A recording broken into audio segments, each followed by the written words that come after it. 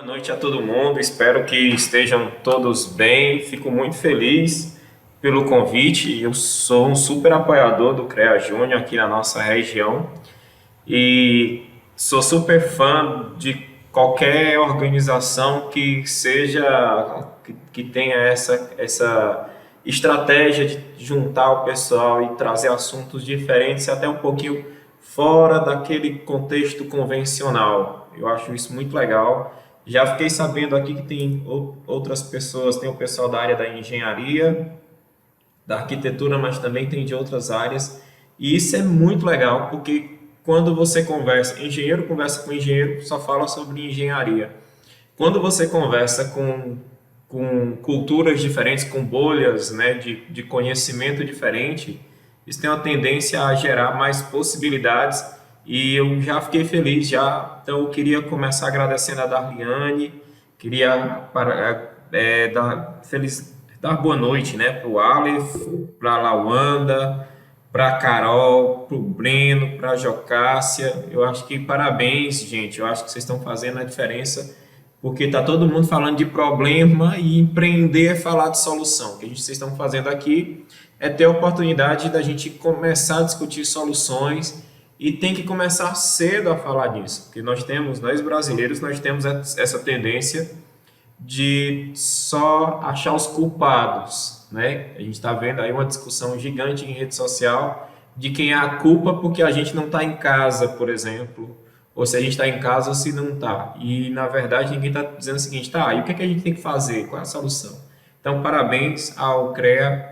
Eu acho que é fundamental, ao CREA Júnior, que eu acho que isso é fundamental, abrir espaços de discussão em diferentes áreas. Fico muito feliz pelo convite e eu queria começar compartilhando minha tela com vocês para que a gente possa interagir melhor.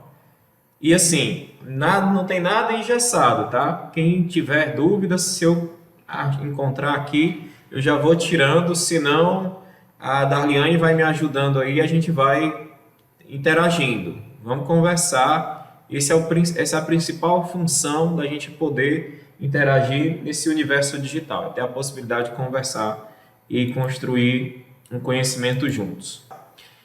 Por isso, falar de empreendedorismo para mim é um negócio que me deixa muito, muito, muito feliz, porque eu gosto e tenho a tendência de acreditar no empreendedorismo na prática. Então, eu estou sempre conversando com muita gente de visões diferentes da minha e estou aprendendo muito com eles. E é algo que eu quero compartilhar aqui com vocês. Eu não vou falar sobre negócios aqui, eu vou tentar conversar com vocês sobre a gente se tornar empreendedor. Eu acho que isso faz mais sentido para a gente poder iniciar um pouco sobre essa nova rotina, essa nova forma de pensar. Tá? Então, a ideia é que a gente traga um pouco dessa visão do empreendedorismo na prática. Bom, eu costumo dizer que nós, como seres humanos, nós temos três características que são normais da nossa cultura, né? E uma delas é que a gente quer muito orgulhar os nossos pais, orgulhar a nossa família pelo trabalho que nós realizamos, que nós fazemos. Então, a gente quer ter essa espécie de orgulho pessoal, orgulho daquilo que a gente faz. Quer ser reconhecido pelo nosso trabalho. Vou usar essa palavra, acho que se encaixa melhor. Uma outra coisa é que a gente quer ganhar dinheiro também, né? Nem que seja para pagar as contas e para sobrar e comprar uma casa, viajar, enfim. Mas a gente também quer ganhar dinheiro. E tem uma outra característica social que é bem interessante, que a maioria das pessoas busca um relacionamento sério.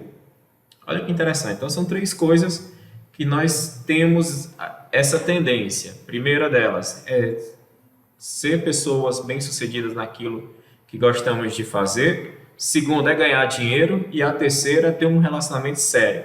O que geralmente acontece? Na hora que a gente consegue aqui ser uma pessoa bem-sucedida, que consegue ter um relacionamento, vai ganhar dinheiro, aí não deu certo aqui o coração e perdeu a pessoa. Aí perdeu a moral, aí volta para ganhar o dinheiro, aí perdeu. A gente nunca consegue ter tudo que a gente quer. Sempre tem alguma trava e tal. E eu comecei a me perguntar o porquê disso, né? Como é que a gente faz para poder tentar buscar uma saída para isso. Fica mais ou menos que nem esse rapazinho. Deixa eu ver se eu consigo. Ó, trabalho, família, amor. Opa, não deu, caiu.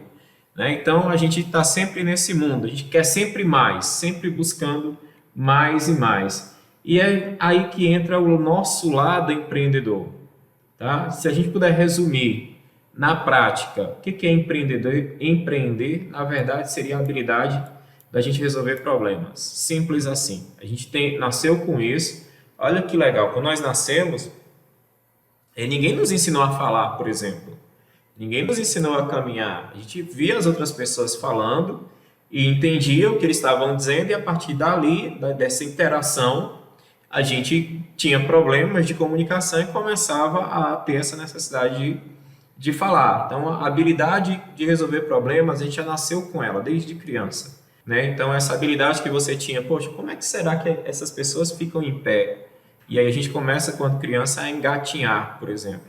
Depois a gente levanta e cai, depois levanta e cai, depois levanta e cai, depois levanta e aprende a ter equilíbrio. Então, empreender é isso, é a habilidade de todos os dias tentar resolver problemas.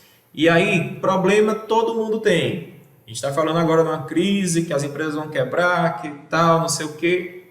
Todos nós temos problemas, né? Muitos problemas. E o que é que geralmente isso acontece? A gente tem dois tipos de pessoas: os reclamadores, que são aqueles que veem o problema e encontram os culpados, e nós temos os empreendedores, que são aquelas pessoas que, a partir do problema, discutem alternativas. É evidente que não é fácil achar uma solução assim rápido, tá? Demora um tempo, mas quando elas encontram essa solução, elas se tornam viciadas em achar soluções, viciadas em descobrir novas soluções, né? Ver o quanto isso é bom, e elas começam a fazer isso. Então, empreender é isso, é você enxergar os teus problemas, buscar alternativas, parcerias, aprender com pessoas, enfim, mas de tal forma que você comece a ter novas soluções. Geralmente, a gente leva o empreendedorismo para o lado do negócio, do dinheiro, por uma questão muito simples. Ora, se você descobrir uma solução que ninguém mais tem, e você consegue, e essa solução ela é importante para muita gente, ou seja, é viável, outras pessoas terão interesse de comprá-la, o que é que você vai fazer? Você vai vender essa solução. Então, é muito comum a gente falar em empreendedorismo e lembrar de negócios, porque parte dos empreendedores, ou parte de ser empreendedor, é transformar a solução em produto. E a gente acaba ganhando ali teu lado financeiro, né? O dinheiro. Mas você pode ser empreendedor em casa. Você deve ser empreendedor em casa, por exemplo, nas suas rotinas. Quais são os problemas pequenininhos que você tem em casa? Começa por eles. Ao invés de abrir uma discussão para ver quem está certo e quem está errado em casa, aproveita esse momento de discussão, por exemplo, para encontrar uma solução. Em vez de bater de frente com a pessoa, não, discute de uma solução, vê qual será a alternativa que você tem ali e começa a aprender a empreender. A Jeane está dizendo, eu estou aqui com o chat aberto, então, Darliane, vou fazendo aqui. A Jeane está dizendo assim, ó, estudo de viabilidade de negócio. Perfeitamente, Jeane, por aí. O que eu vou já chegar nos estudos de viabilidade de negócio, inclusive, tá? Chego já lá. Estou correndo aqui porque o nosso tempo é limitado. O fato é que a gente está numa cultura muito forte, e isso a gente precisa depois abrir um outro espaço para essa discussão, é que nesse momento, o Brasil está tendo um hábito muito, muito grande de reclamar. A gente tem pouca gente empreendendo. A gente tem pouca gente discutindo solução. Eu não sei se vocês repararam, mas a gente está, por exemplo, nesse período de pandemia, discutindo se a gente vai ficar em casa ou vai sair, quando, na verdade, tem muita gente morrendo porque a gente não decidiu se vai ficar em casa ou vai sair. Eu não sei se vocês repararam, mas o Brasil produz avião para o mundo todo voar. É a tecnologia mais difícil de produzir, porque tem uma série de protocolos de segurança, tecnologias de segurança que são caríssimas. E a gente não consegue produzir ventilador. Os respiradores estão vindo aí de outros países e a gente está disputando. Olha só como está forte na nossa cultura. E no sistema universitário, muitas vezes, a gente forma pessoas para serem empregados e não para serem empreendedores. E aí que eu estou falando aí no caso da possibilidade de estudar, como a Jeane diz, viabilidade de negócio, de falar realmente, de dizer, não, eu estou fazendo engenharia, arquitetura, psicologia, não importa, e eu vou estudar a possibilidade, ou ter uma disciplina, por exemplo, que estude a possibilidade de eu me tornar um empreendedor. A gente precisa aprender isso o quanto antes. E se a gente observar a história dos países de sucesso, todos eles investiram nessa área, educação com foco no empreendedorismo. A gente precisa aprender a fazer isso. 90% de nós brasileiros adoramos reclamar. E fazemos muito isso nas redes sociais. Pouquíssima gente gosta de empreender. A gente precisa aprender mais a empreender. Isso tem um pouco a ver com a nossa cultura e tem um pouco a ver com a nossa, e essa cultura também com com a questão mental, né? O nosso cérebro funciona mais ou menos assim. A gente tem dois sistemas básicos nesse momento. Um que eu estou chamando de sistema 1, que corresponde a todo o teu passado e as tuas experiências do passado, que vão criar os teus hábitos do dia a dia, e um sistema 2, que ele se refere a tudo aquilo que você ainda vai aprender. Que aí tem um grau ali de estresse, porque você precisa ver você precisa pensar nas possibilidades que vão acontecer para você. Então, a maior parte do nosso tempo a gente está aqui nos hábitos. Nosso cérebro, a maior parte do tempo, está processando os nossos hábitos, as nossas rotinas do dia a dia. E a gente tem uma tendência muito forte a criar bolhas ali de conhecimento. Então, eu costumo aceitar nas redes sociais as pessoas que eu mais concordo. Eu costumo, por exemplo, discutir temas que eu concordo, e temas que são estranhos ao que eu penso, eu vou lá e digo que está errado, entendeu? Então, tem um pouco os hábitos às vezes fazem isso. Eles são bons em alguns casos, porque reduz o processamento mental, né? Faz com que sua mente ela trabalhe, ela não precisa gastar tanta energia para trabalhar, mas por outro lado, você tem esse problema que aquilo que está dentro do teu hábito, você já faz automático, e tudo que está fora, você tem uma dificuldade maior de aprender. Por exemplo, todo mundo aqui, ou quase todo mundo é aluno, ou já foi aluno, vou tentar trazer um exemplo prático. É fato que a parte dos nossos alunos não gostam de ler. Leem por obrigação, ou até nem leem, né? Copiam do colega ou vão no tal do YouTube da vida, que tem lá um monte de vídeo resumidinho e tal. É só ficar ouvindo aqueles caras escrevendo o que eles dizem.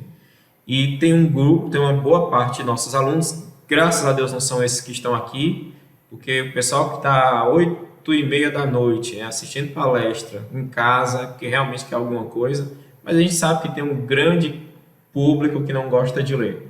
E aí eu vou pegar esse exemplo. Faz de conta que a não leitura é um hábito teu, tu não gosta de ler.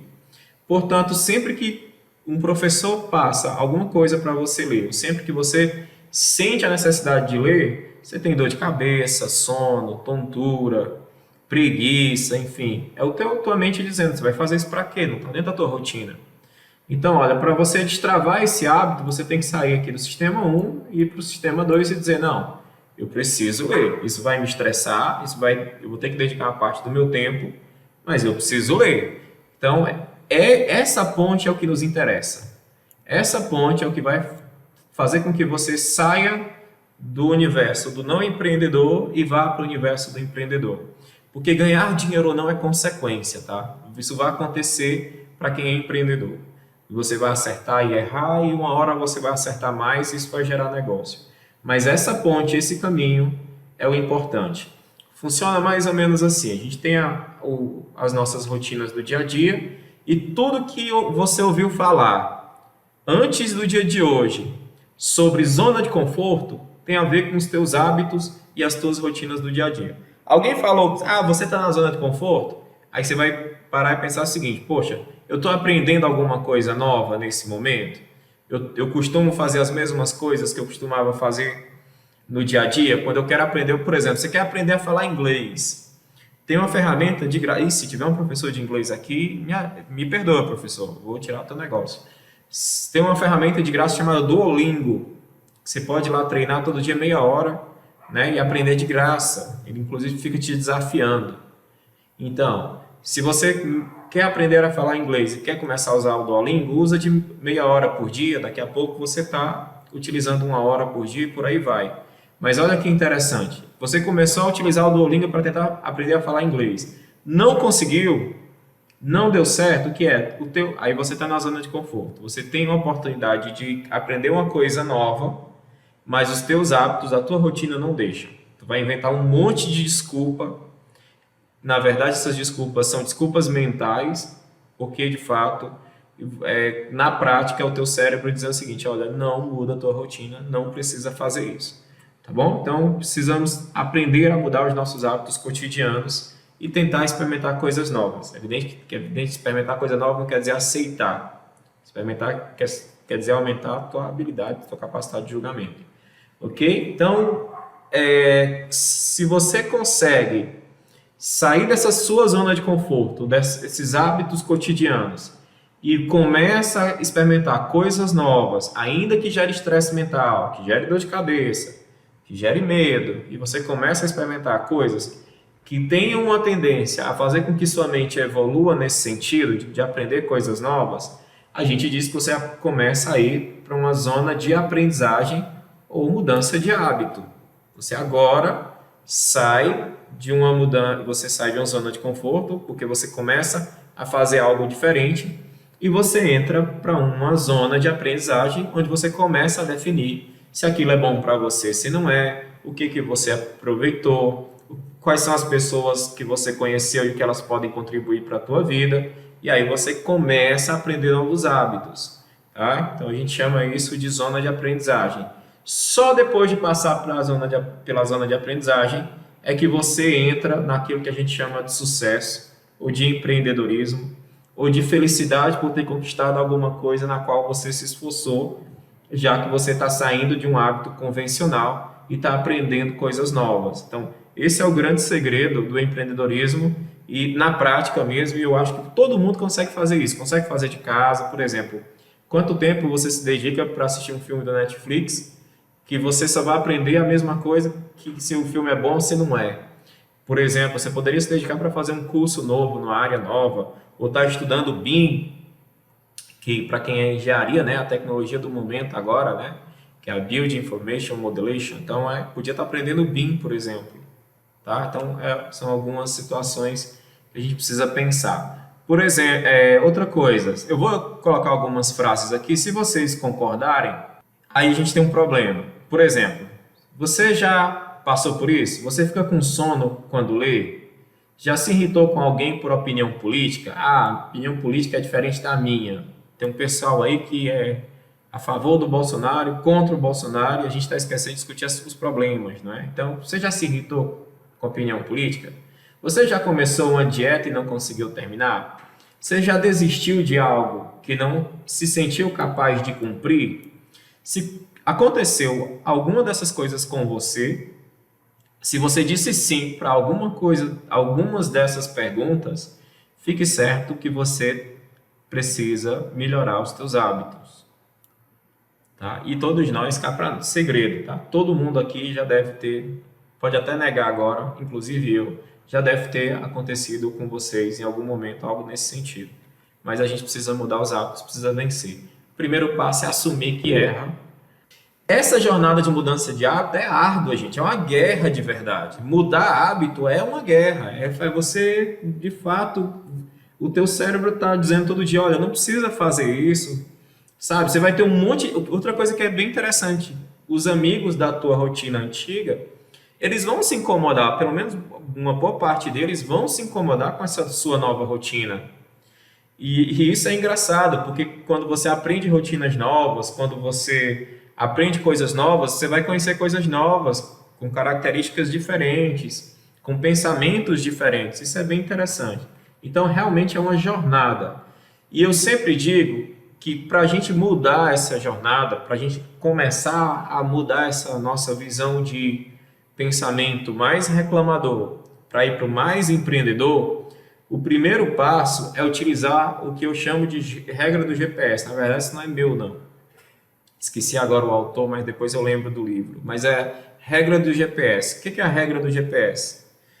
Todo mundo tem GPS no celular, imagina, e a gente sabe que o celular só funciona, o GPS só funciona quando quando eu digito para onde eu quero ir. Se eu não colocar o endereço para onde eu quero ir, o aplicativo não abre. Ele fica lá parado.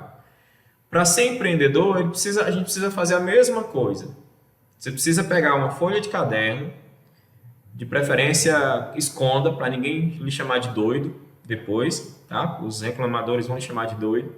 Escreve lá quais são os teus objetivos para daqui para o final da pandemia, como é que você se vê, para o final da faculdade, para quem está estudando, para o final para abrir teu próprio negócio, escreve como é que você quer começar, o que é que você vai fazer e quando você vai fazer, quanto de dinheiro você vai precisar, por exemplo, escreve lá e começa a traçar as estratégias. Então, ou seja, você definiu para onde você quer ir, e aí depois que você definiu, que você sabe para onde você quer chegar, assim como no GPS, ele só vai funcionar quando você digitar o endereço, aí ele sabe como te levar. O que vai acontecer? Depois disso, você vai ficar focado naquilo ali, você vai começar a ver que o mundo te ajuda. Não é que o mundo te ajuda, é porque antes você não via as oportunidades. Mas quando você começa a ter um foco, a ter algo onde você quer chegar, as oportunidades que estavam ali, você nem percebia, elas começam a aparecer. E aí você precisa definir qual é o melhor caminho, que é uma questão pessoal. O GPS também lhe dá várias rotas, mas quem define por onde você quer ir é você. Às vezes você quer o caminho mais perto, aí você diz assim no GPS, poxa, mas esse caminho mais perto aqui tem muito trânsito, então, não sei, deve ter muito concorrente. Então eu devo ir para um caminho mais longo, mas que tem menos concorrente, mas o que importa é você chegar naquele objetivo de vida que você planejou. E isso é muito importante, tá? Depois que você define o caminho, você monta a estratégia e toca o barco, vai para frente, toca o carro, no caso, já que a gente está falando de GPS. E vai para frente e começa a fazer. O que é que você vai descobrir? Você vai errar, você vai acertar, mas se você tiver aquele objetivo muito claro na tua vida, você vai perceber que algumas pessoas vão te ajudar, pessoas do bem que estão ali e que você vai conseguir, ok? Eu perguntei para muita gente agora nessa pandemia, eu fiz essa pergunta, poxa, mas vocês estão parados, estão em casa, por que vocês não fazem um curso, por exemplo? Em vez de só assistir filme, fico muito feliz aqui, a gente tem 87 pessoas assistindo agora. E parabéns, gente. Eu acho que vocês estão no caminho certo. É buscar fazer algo diferente. É muito legal. Então, era exatamente isso. Porque eu perguntava para os meus alunos, por exemplo, por que a gente não faz um curso? E aí eles diziam assim, olha, eu não tenho tempo, zona de conforto. Eu não tenho paciência para estudar agora nesse período, zona de conforto. Não sou capaz de fazer um curso agora, sabe? Tem gente que dizia para mim, poxa, eu morro de preguiça de estudar.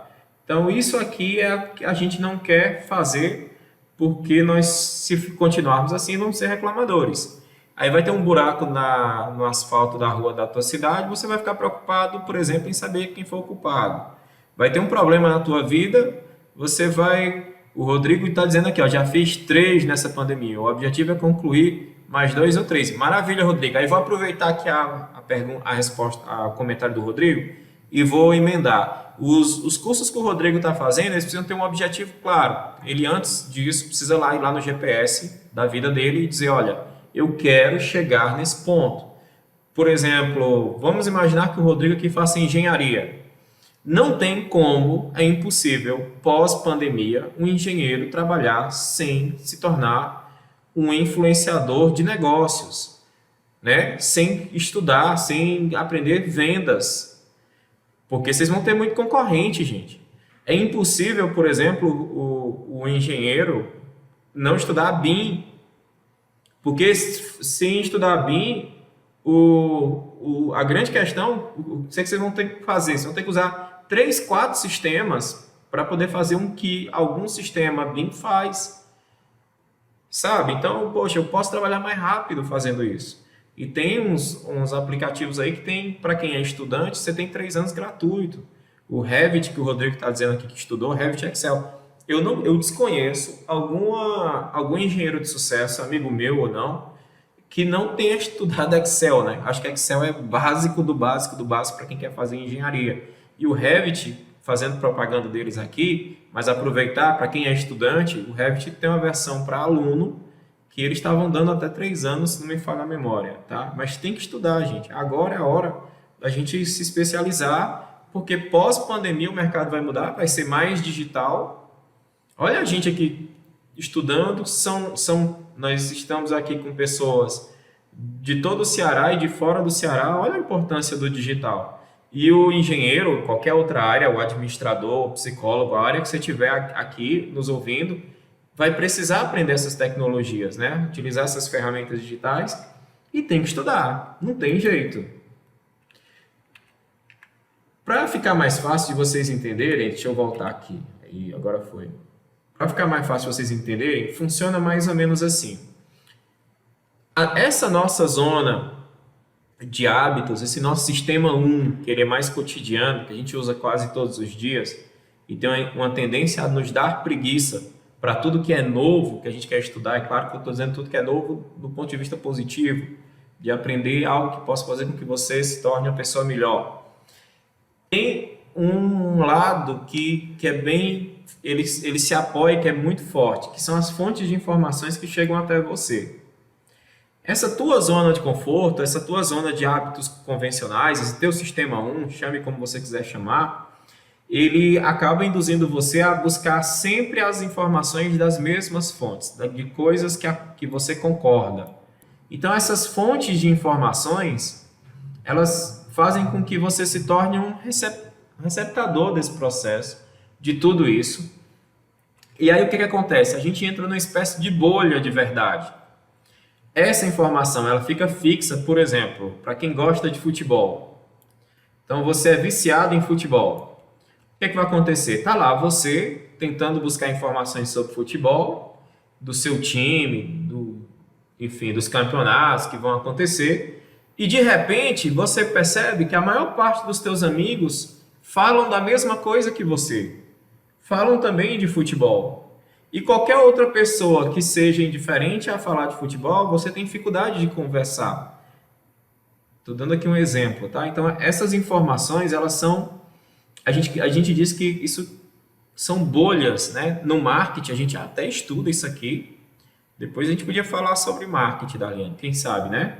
No marketing digital, a gente chama isso aqui de público-alvo, que vai trazer o que a gente chama de persona, que para identificar isso, a gente sabe que imagem utilizar, que mais emociona aquele público, aquele grupo de pessoas que tem uma tendência a pensar muito parecido. E isso é bom por um lado, porque você fica mais especialista naquilo que faz. Imagina um médico conversando com outros médicos, discutindo soluções. Isso é muito bom por um lado. Mas por outro lado, isso faz com que você fique numa bolha de aprendizagem e que aprender outros rumos, outras coisas na vida não façam muito sentido. Isso pode ser perigoso, tá? Então, é preciso que a gente faça uma reflexão maior sobre isso. Na neurociência, a gente chama isso de mindset, né? Mas que ela discutia muito essa questão do seu posicionamento mental. Basicamente, ela dizia que existiam 2 posicionamentos. Um posicionamento... eu não tenho aqui, perdão. Aqui. Um posicionamento de crescimento e de mentalidade fixa. Então, eu estou representando aqui por essa animação. Aqui é a de crescimento e aqui é a de mentalidade fixa. Faz de conta que a florzinha aqui é o problema. Então, quando você apresenta um problema para alguém de mentalidade fixa, ela fica desesperada. Ela berra, bota a culpa em todo mundo. Em compensação, quando você tem um problema de alguém de mentalidade de crescimento, um empreendedor, ele vai buscar o quê? Soluções. Ele vai tentar ali encontrar soluções, tá? Então essas são as frases mais comuns que as pessoas de mentalidade de crescimento costumam dizer. Eu vou tentar de novo, errei, caramba. E tal. No IDET e nas empresas que eu trabalho, a gente erra pra caramba, a gente erra, conversa muito com os alunos. Quem for meu aluno que está aqui sabe, na hora do intervalo das aulas, eu tenho uma tendência a sair e ficar lá fora conversando com os alunos, porque a gente aprende muito. Precisa ter uma troca ali de conhecimento, são mundos diferentes do meu, e é bom porque a gente consegue aprender. Então, isso é que é importante para a gente fazer, sabe? Conhecer mundos diferentes. Eu aposto que todo mundo precisava, de verdade, qualquer engenheiro, arquiteto, administrador, psicólogo, precisa entender de marketing digital, por exemplo, para se relacionar melhor nas redes sociais, com foco em negócios, né? não ser influenciador digital, tá? Com foco em negócios. Então, poxa, se é difícil, mentalidade fixa costuma dizer, se é difícil eu desisto, não quero fazer. Ainda bem que a gente tem aqui pessoas que não têm mentalidade fixa, que estão tentando estudar, né? Mesmo à distância, muito bacana. Tá? Vou passar essa parte aqui. E crise? Poxa, Elvis, mas aí, e nessa crise, tem lógica? A gente estava falando sobre crescimento, sobre empreendedorismo em crise? Claro que tem.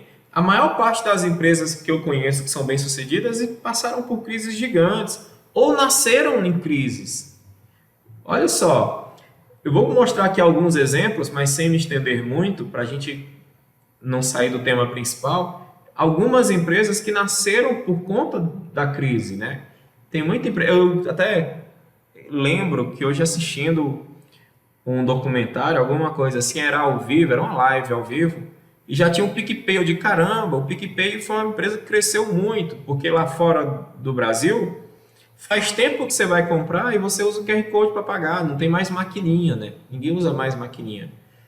Tem país que ainda usa, mas alguns já tem lá o QR Codezinho, a conta diz o valor, aponta o QR Code, faz o pagamento. Então, o PicPay está chegando no Brasil, está utilizando a crise.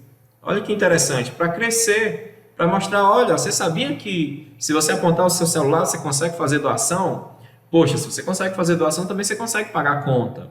Então, é um exemplo de uma empresa que já existia e está crescendo na crise, que isso é importante da gente aprender com eles. E aí, eu pergunto de vocês, se vocês já têm negócio, vocês já estudaram o PicPay, por exemplo, para agregar valor na empresa de vocês? Vocês estão esperando os grandões fazerem para vocês pegarem carona?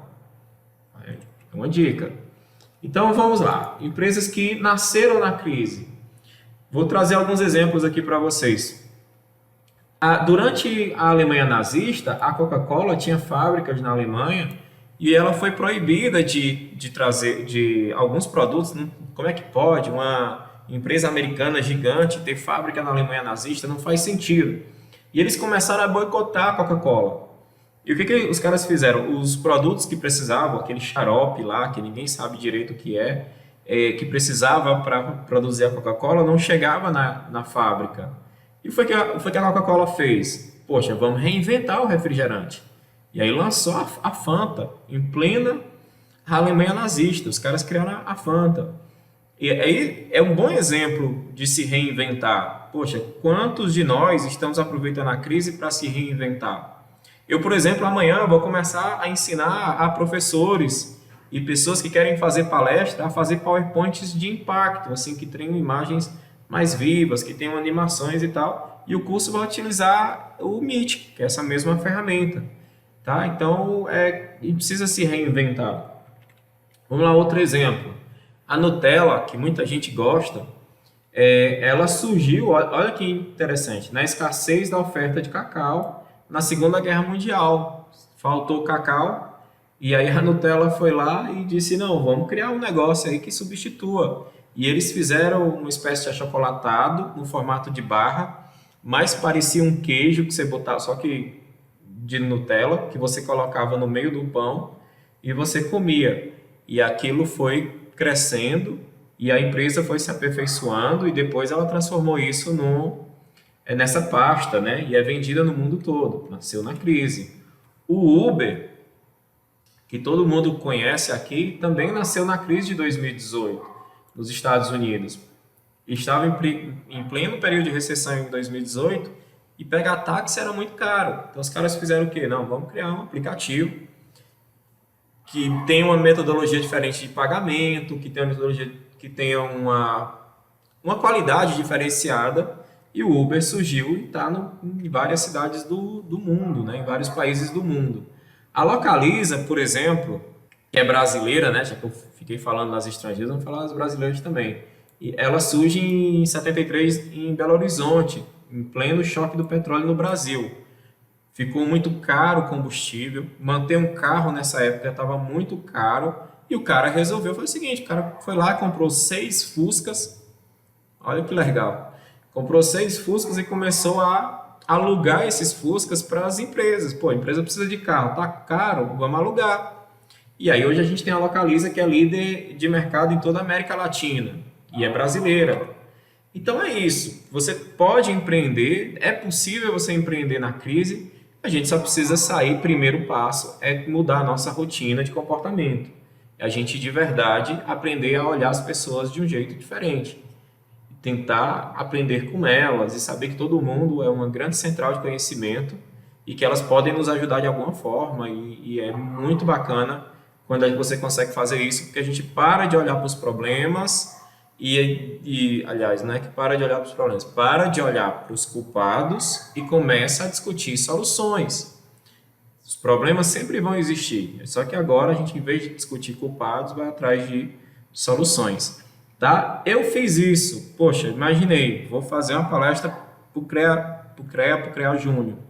E eu disse, o que é que eu posso levar de engenharia? Eu não sou engenheiro, apesar de ser um grande fã, estou sempre quando posso, eu invento de dar aula nas turmas de engenharia que me chamam, tá? Então, eu sou um grande fã da área de vocês. Então, eu perguntei assim, caramba, o que é que eu podia levar? Não sei. Eis um problema. Como é que eu posso falar sobre empreendedorismo na área de engenharia, de arquitetura, que é o público maior, por exemplo, do CREA? E aí eu fiquei com aquilo na cabeça, eu digo, já sei o que eu vou fazer. Tem um negócio chamado de rede social. Eu vou fazer uma pesquisa sobre as maiores empresas de engenharia do meu estado e do Brasil e vou mandar e-mail para esses caras e vou mandar mensagem para eles. Vou fazer duas perguntas. Eu fiz essas duas aqui, ó. Aliás, não foram perguntas, eu tratei sobre esses dois temas. Quais são as dificuldades encontradas no início de uma empresa? Poxa, mandei uma mensagem. Tudo bem, meu nome é Elvis e tal, sou consultor do Sebrae, sou consultor na área de inovação e vou fazer uma palestra para o pessoal do CREA Júnior. E eu gostaria muito de saber se vocês podiam me ajudar fazendo uma pesquisa aqui rápido. E perguntava quais são as dificuldades que vocês encontraram no início, quando vocês abriram o seu negócio. E se vocês podiam dar uma dica para esse pessoal que está começando. Fui com a cara limpa. Pô, será que eles vão me responder? Não sei, então mandei para um monte de gente. Tá? Sabe o que aconteceu? Quase todo mundo me respondeu. Fiquei super feliz, porque todo mundo quis compartilhar um pouquinho de informação, e isso é muito nobre da área da engenharia e da arquitetura. Quase todo mundo assim me respondeu. E eu tinha muita coisa igual, muita coisa parecida, então eu resolvi pegar alguns depoimentos. Os textos que estão aqui não são meus, são dessas empresas, mas que elas resumiam muito o que eles queriam passar. E eu dividi aqui para vocês em duas dicas para engenheiros, pensando aqui mais nesse público, e de arquitetos de sucesso que podem contribuir, tá? Pegando aqui a experiência desse pessoal, eu não sou da área, então talvez alguma coisa não faça sentido para mim, mas talvez faça sentido para vocês, então eu vou compartilhar. A dica número 1 que eles disseram foi o seguinte, olha, defina o teu nicho de atuação. Eles disseram que lá na engenharia e na arquitetura você tem muitas possibilidades, muita coisa acontecendo. E você tinha que fazer o quê? Definir logo o teu nicho, se permitisse experimentar e começasse a definir. E aí eu teve dois depoimentos que ajudaram muito a resumir isso, que foram esses aqui, ó. Existem muitas coisas para atuar como engenheiro ou arquiteto no mercado da construção civil. Escolher o seu logo no início será importante para o seu crescimento e marca no futuro. Eu gostei dessa palavra porque ele falou na palavra marca. Às vezes, quando principalmente na área da engenharia, da arquitetura e da psicologia, o pessoal quer montar uma marca, né? Quer abrir uma empresa, mas às vezes se confunde a empresa e o empresário.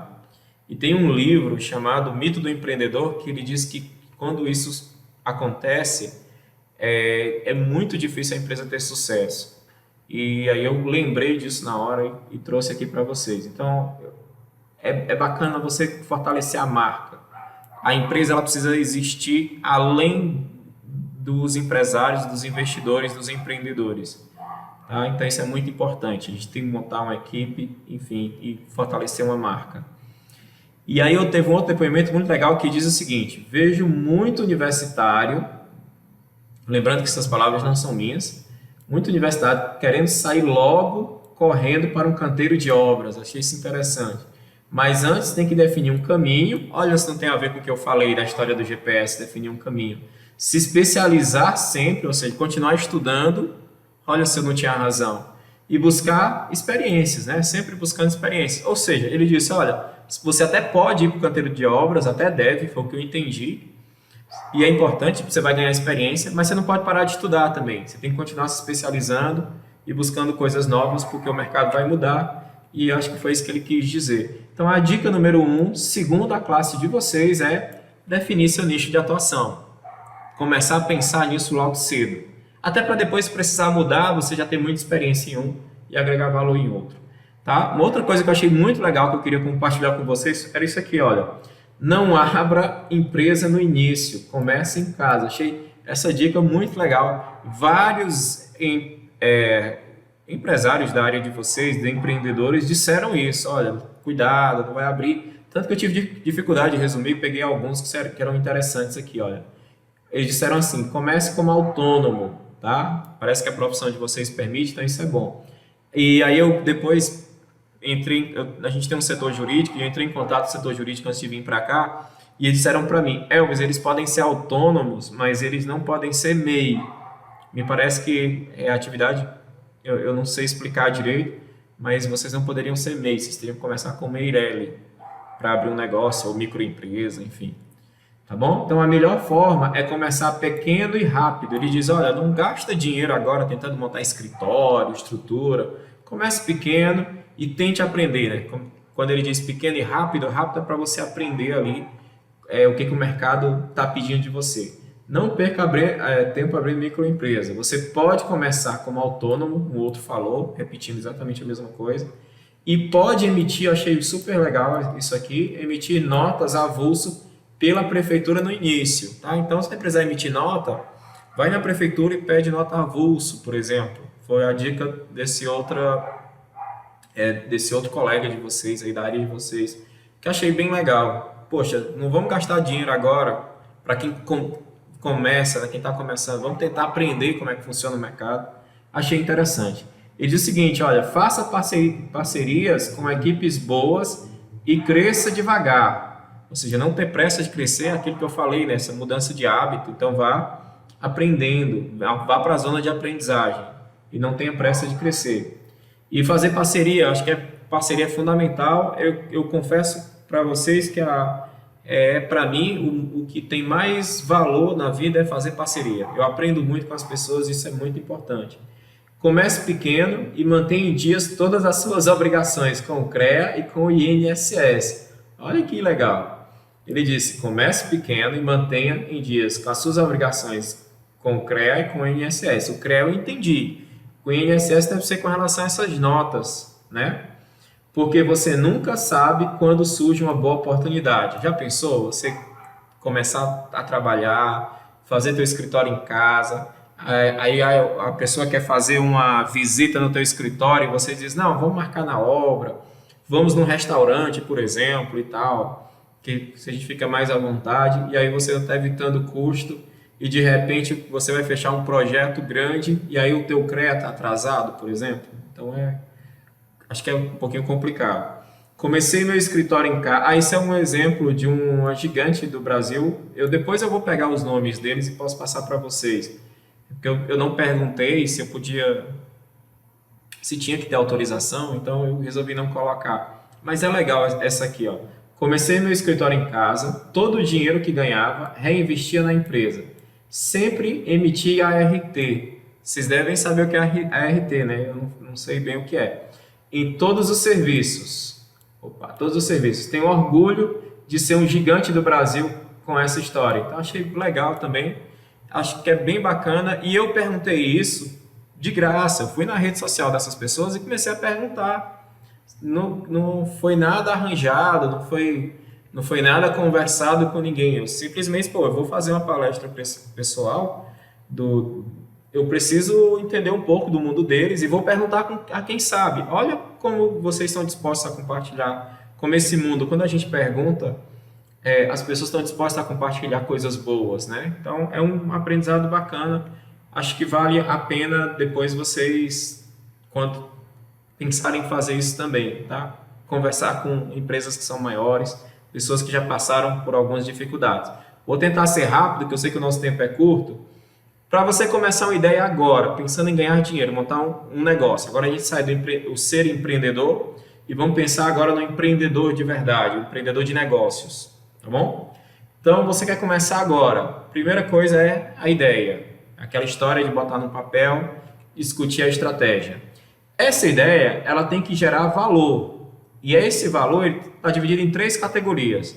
Ele pode ser valor social, através do empreendedorismo social, valor ambiental, isso é muito importante, e o valor econômico, que eu acho que eu vou marcar aqui valor econômico para a gente destacar, que é aquele que a gente pensa logo, que é ganhar dinheiro, né? A empresa crescer e se desenvolver. Então, a ideia que você vai colocar como objetivo da tua vida tem que ter relacionamento aí com esses 3 valores, valor social, valor ambiental, valor econômico. Isso, claro, para quem quer empreender para negócios. Quem quer empreender para passar em concurso e mudar as rotinas para passar em concurso, quem quer empreender para se tornar um ótimo empreendedor, um ótimo colaborador numa empresa, dá certo. É mudança de hábito, é olhar para os problemas e buscar parcerias e encontrar soluções. Sempre é esse o caminho.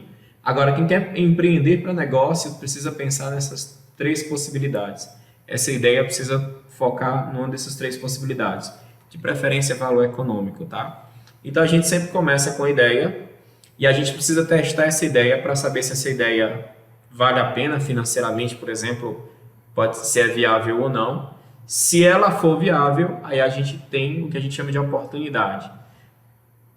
E é por ela que a gente começa a empreender, tá? Se você conseguir provar que aquela ideia pode ser uma grande oportunidade, a gente vai para o processo de validação, validar aquela ideia para saber se é negócio ou não. E como é que funciona isso? Primeiro passo, você precisa resolver pelo menos uma dessas perguntas.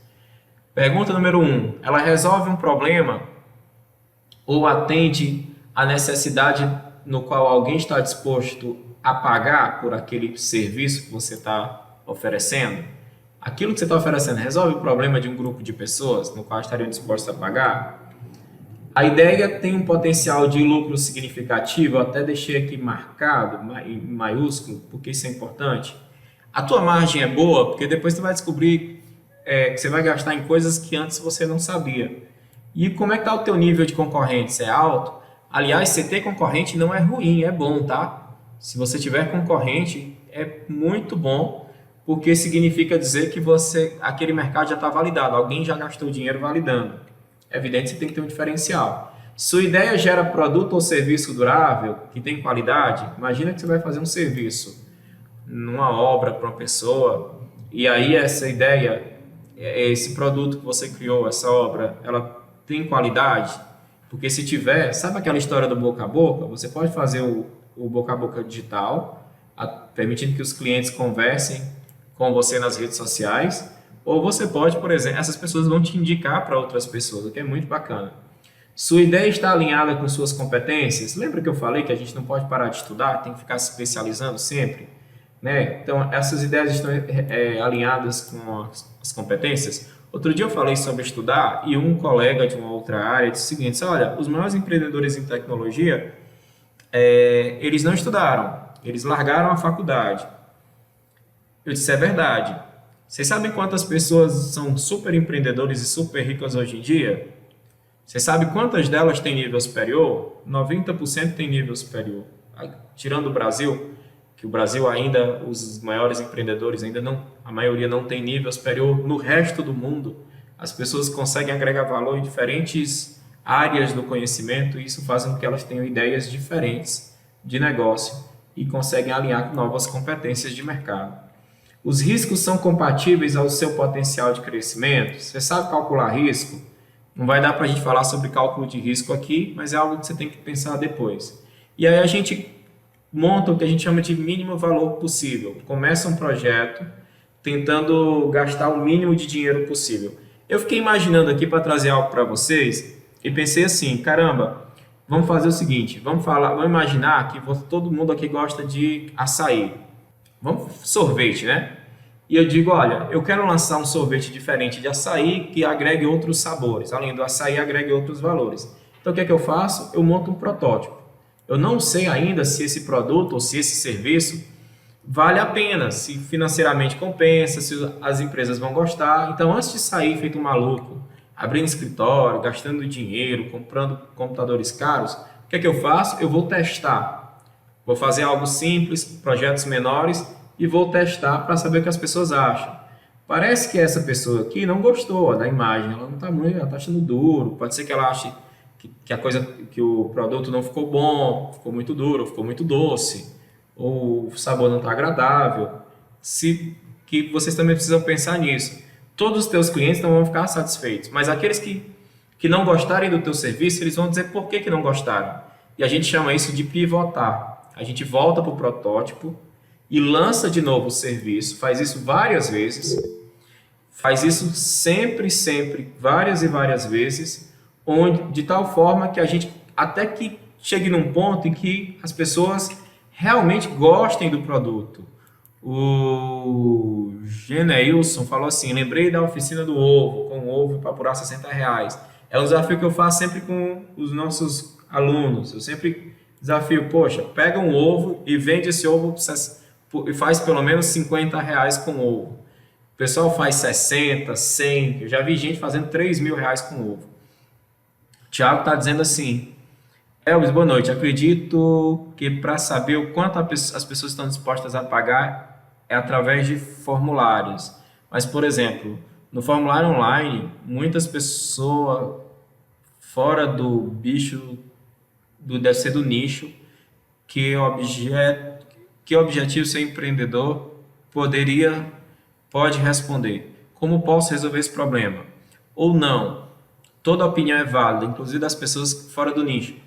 A pergunta do Thiago é muito legal, da linha de avô respondendo aqui, tá? É muito bacana e tem a ver com essa coisa do pivotar.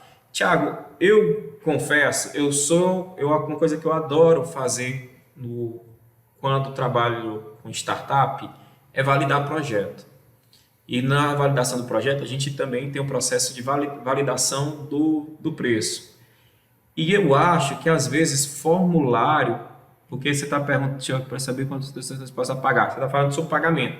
Eu acho que formulário não é o melhor caminho para validar preço. Talvez para validar cliente pode ser um caminho, e depende muito do negócio que você vai abrir. Eu acho que validar preço é você levar o produto até o cliente, primeiro testar com o teu concorrente, se já, como eu falei, se existe concorrente no mercado, ele já validou o preço para você, aí tem uma questão de fornecedor ou de custo-benefício, o tamanho de equipe, aí tem uma série aí de situações que precisaria ver qual o nicho.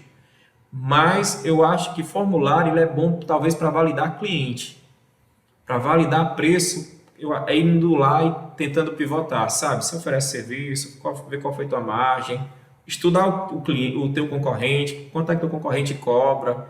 Eu boto o pessoal para fazer isso.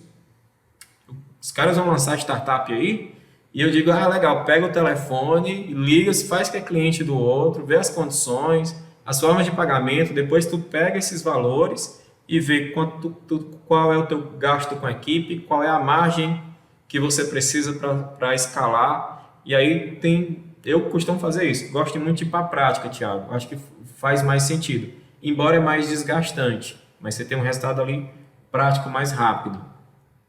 Ok? Então é o seguinte, você vai pivotar, ou seja, acertar e errar. Pivotar, errar e voltar e tentar fazer de novo, até acertar, até teu produto ser o quê? Ser um sucesso. Quando você consegue validar, e não é que esse produto está pronto, tá? É porque as pessoas já começam a comprar e a gostar do produto. Não existe produto pronto, tá bom, gente? Nem serviço, nem produto pronto.